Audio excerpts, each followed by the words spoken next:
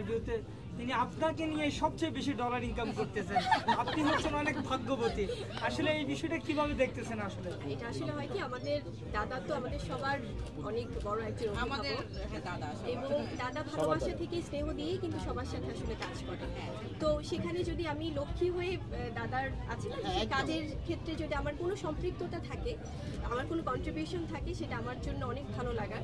এবং আমি চাই যে আমরা একে অপরের পরিপূরক হয়ে কাজ করি। আপনারা যারা সাংবাদিকরা আছেন, আপনাদের জন্য আমরা, আমাদের জন্যই কিন্তু আপনারা। সেইভাবে সবাই সবাইকে হেল্প করলে আমার মনে হয় যে আমাদের ইন্ডাস্ট্রি অনেক দূর এগিয়ে যাবে। আপু, আপনার পাশাপাশি ঈদে শাকিব খানের ফিল্মও আসতেছে, এটা কিভাবে এনজয় করতেছেন? কেমন লাগতেছে আসলে? ভীষণ এনজয় করছি।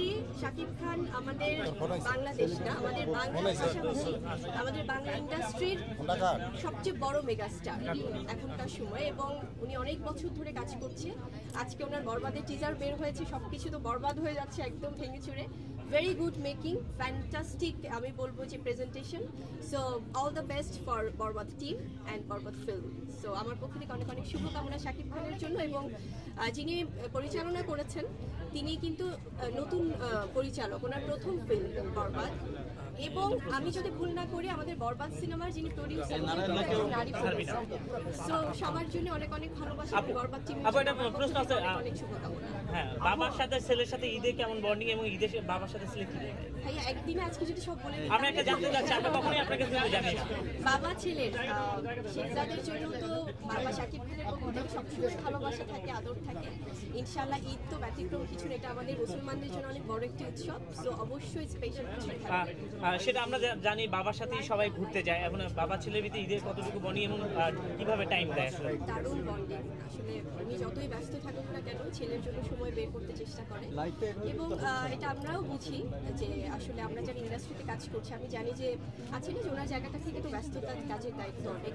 সো তারপরেও সেই জায়গাকে উনি অনেক সময় দিতে চেষ্টা করে। সো এই সব কিছু মিলেই আসলে বাবা ছেলের বন্ডিংটা আমার মনে হয় যে আরো বেশি স্ট্রং।